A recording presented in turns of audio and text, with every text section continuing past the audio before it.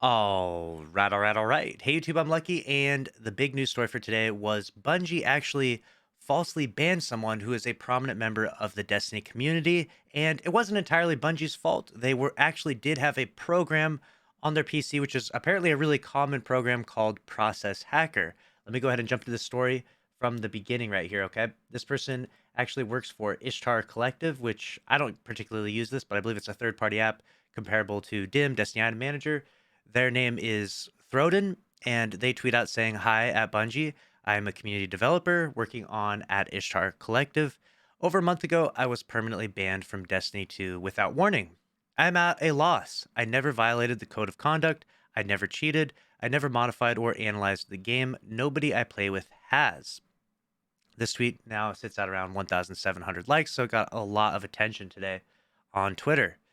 Moving on, they go on to say, I have never received a warning. I received absolutely no details when banned. I tried to appeal and received a generic denial, seemingly automatically a week later, on Christmas Eve of all days.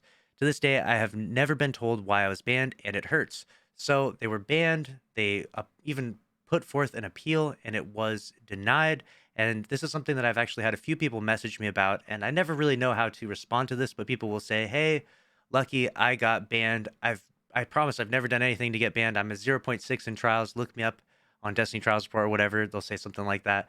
And can you help me get unbanned? Obviously, I don't have any connections. I don't work for Bungie or anything like that. But I have no ability to get people unbanned. But they'll say, "Hey, I was improperly banned. Can you help me get unbanned?" And this is obviously a pretty big issue. In a game like Destiny, where you commit so much time to your account.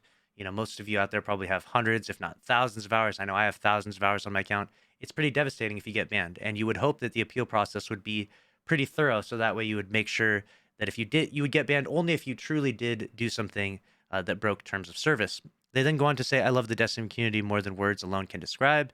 It is devastating. Being banned keeps me from more than just playing the game. It prevents me from actively participating in the community and contributing as I have for years." Then they go on to the interesting part here, which you have to give some research into this and some credit to why did Bungie do this? What really happened? Usually these things don't just come out of the blue, right? They tweet to say, "My only suspect, as explained in my futile appeal, is Process Hacker, was incorrectly flagged as a threat. Others report the same case. It is an open source alternative to Task Manager that adds search and tray icons to monitor hardware use. I used it without issue for a decade." So they have a program called Process Hacker, and obviously that word hacker, I could see, flagging some sort of battle eye or anti-cheat measures, I imagine, you know. And then they go on to say Bungie allows hardware monitors. Hardware performance monitors will be able to function alongside Destiny 2 PC. Additionally, Bungie will not ban or restrict players for using common third party applications. Process Hacker has over 12.9 million downloads. So this is obviously a very popular third party app, Process Hacker. I've never heard of it. Let me know in the comments below if you've ever heard of this. And make sure, if you're out there, a little PSA, if you're using Process Hacker, maybe you might want to use a different program or be very careful, I guess, because the wording of that might very well trigger the anti-cheat.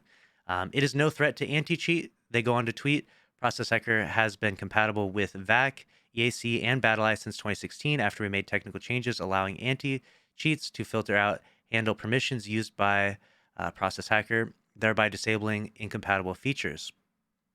So they go on, they've got very thorough evidence. Also from GitHub, "Neither VAC nor BattleEye, according to a former employee, consider it a threat vector. There's no reports of anyone but Bungie giving bans for running it," which is interesting. I don't know what other reports they're talking about. "Everything it does shows uses official Windows libraries. Shows it uses officials Windows libraries." Okay. And then the hacker name comes from hacker culture. Malwarebytes even promotes it as a versatile and open source alternative to Microsoft's Process Explorer and even a replacement for the default Windows Task Manager. So they're going into like detail of like blogs and articles talking about this program not being, a hacker program. There have been no mentions of bans for using Process Explorer or Task Manager. "This community is irreplaceable. In the past 4 years, I've met so many incredible and talented people. Many I am proud to call my friends. We've bonded over our shared love for Destiny, and I now pray to rejoin them. Please consider these cases. Others have been affected too." Very interesting stuff here.